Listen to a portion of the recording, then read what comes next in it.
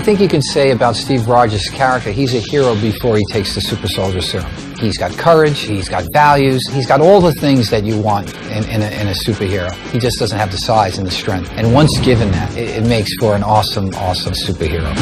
We knew that the movie wouldn't work if you didn't buy Skinny Steve at the top. We're going to spend the whole first act with a scrawny version of Steve Rogers before he gets chosen for the program and undergoes the procedure that turns him into Captain America.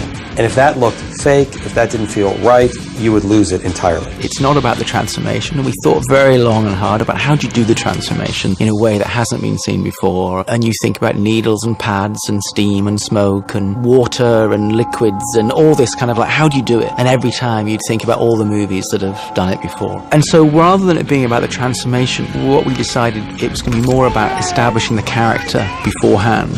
Get back! And then the transformation isn't the big deal. It's a pretty big scene, but it's sort of behind closed doors. It's really about the man that goes into the pod and then the man that comes out of the pod, and that's what the beat is in the movie, as opposed to it being, and now we see his muscles bulge and, expand and everything else. Knowing what we wanted Chris to look like when he came out of the pod, fully transformed, we knew that he had to start working out right away. And he spent probably 3 months getting into that shape. We also knew that the entire first act of the film, he had to look like he weighed 100 pounds and was 5'7". Obviously, once he started working out, there's no going back.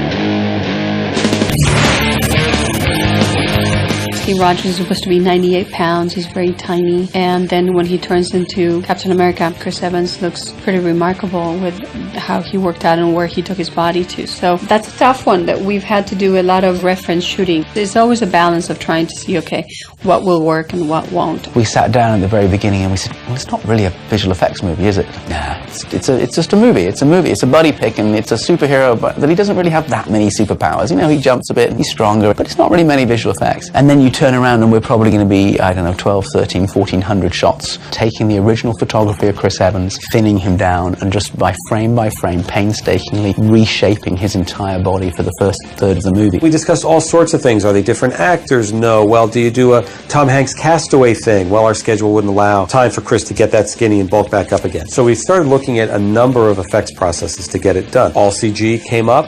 We just didn't feel it was there. It wasn't right, and there was enough of that creepy factor that you would never be able to fall in love with it. And the goal was to make the audience fall in love with the character before he gets any muscles, before he puts on the costume, before he holds a shield. And in early meetings we had with Chris Evans, it was very important to him and it was important to us that it be him, that it be his performance, that entire section of the film. I think if you get to know who Steve Rogers is before he becomes Captain America, that's what will make for a good character, that's what will make a good movie. We wanted Chris Evans and Stanley Tucci together. We wanted Chris and Haley together. We needed Chris and Tommy Lee Jones together. And that's why the performance works.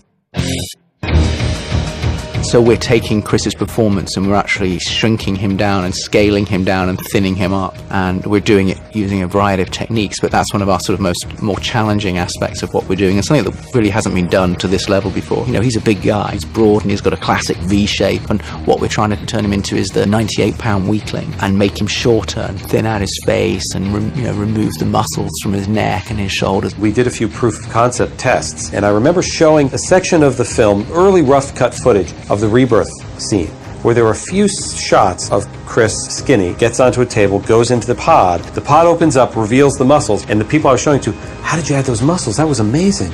What's that effect? How'd you add those muscles? And I went, that's not the effect. The effect is the skinny version. They go, really? That is kind of when we all looked at each other and went, it's going to work. It changes the performance. When we're first looking at dailies and we're first looking at our rough cut, there's very few completed shots, and you see Chris, muscular Chris, doing these scenes with people, and everyone's referring to him, you don't give up, you're skinny. And then when you start seeing the effect shots finally in the film, wow, does it change everything. As much as possible is Chris basically shrunk. When that didn't work, for technical reasons, we photographed a body double, what we call a Skinny Steve, an English guy named Leander Deeney. Chris is of a kind of heroic build and he needs to be a scrawny loser. That's where I come in. He'll decide how he wants to do the scene and I'll watch him do it 4 or 5 times, and then I do that and try and get an exact copy. Okay, good. You do one with Chris, you do one with a double, you do one with a clean plate. Sometimes we do one with Chris and slide a green screen in behind him. Sometimes we do one with the double and put tracking markers on his face. Frankly, because we wanted to give the effects houses as much information as they needed because we knew the process wouldn't be easy, and we knew that from shot to shot they'd have to vary their technique. So we essentially covered every technique possible to give them all the ammunition they need. What we found out early on is that Leander wasn't quite thin enough and weak looking enough, and he wasn't quite emaciated to the point we wanted him to, so we would have to skinny up Leander as well.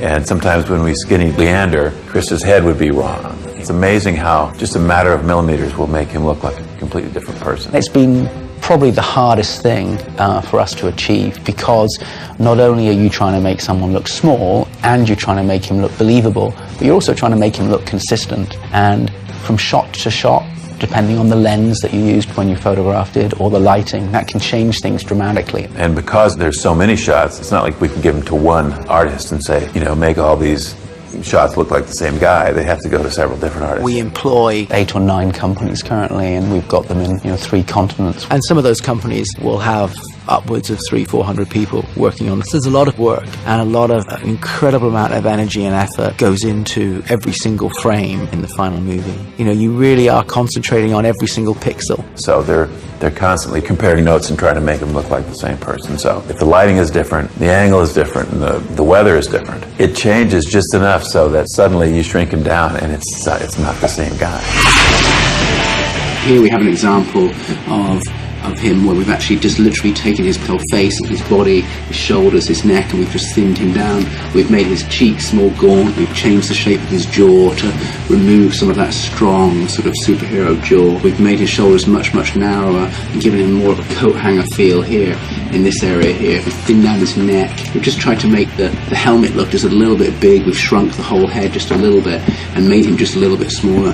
What we're not doing is just a general overall scale down. So it literally is taking the sides of his features and moving them all in, but making sure that the central features, the face, stays the same, so that what you're seeing is still Chris Evans, and you can see that, you know, it's still the same person, but it's really trying to maintain that character of what Steve is. We are going to win this war because we have the best men, and because they are going to get better, much better. On this shot here, we're actually doing a different technique, which is to use our body double. This is how we actually photographed him. He's got green dots on his face so that we could track where his face was looking, because we looked at this and thought, well, this is likely to be more of a head replacement technique rather than slimming Chris down. So we shot the same pass with Chris Evans' face, or Chris walking doing the same motion, exactly the same, so we shot the scene 2 different ways.